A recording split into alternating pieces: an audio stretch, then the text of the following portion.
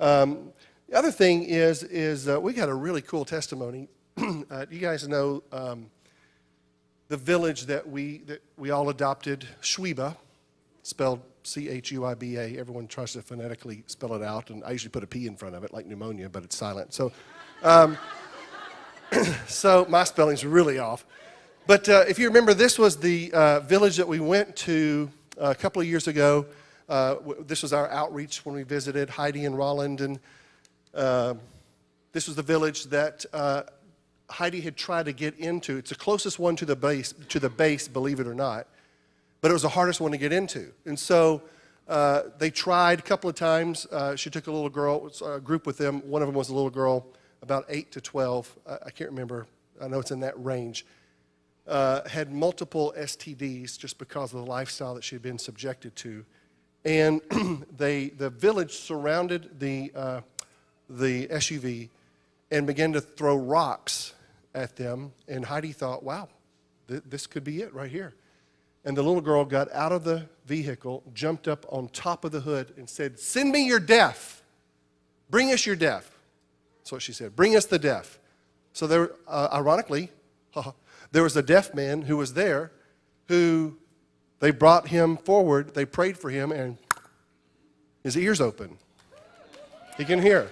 Well, they all dropped their rocks, but they still would not let Heidi and those guys in. Well, when we were there, unbeknownst to us, they had gotten in. They were planting a church. We were a part of that. And we were so touched by that I asked Rolland, I said, "Rolland, is it possible for like a church such as us to adopt a village?" He said, "Well, no one's ever asked." I was like, "Oh, well, I'm asking. Could we adopt a village?" He said, "Yeah, I guess so. Which one would you like?" And I said, "I think I like this one." And because we had developed a little bit of a relationship. I had seen how well that she had honored the elders of this little village, and they had a chief, and they had like a vice president, and I know the terms are mixed up, but that's what we were told. And most of them are Muslim. So recently, the chief, and I don't know how long ago this has been, has gotten saved. Yeah. And his son either was blind or was deaf. Anyway, he was healed. And so you know how that will get your attention. And so, yeah. So here's the testimony. Rachel Singleton, who goes here, who's actually she's actually staffing it, the school over there, was leading this outreach.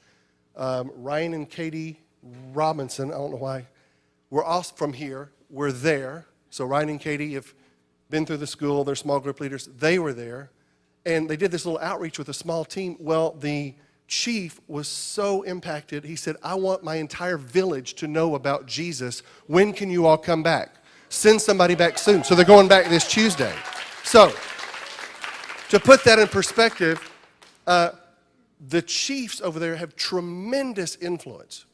Tremendous, the whole subject of elders and the honoring of elders and the honoring of the chief has tremendous influence. So this village of between 4,000 and 5,000, the door has been opened now to the gospel, and this is the village that we happened to adopt.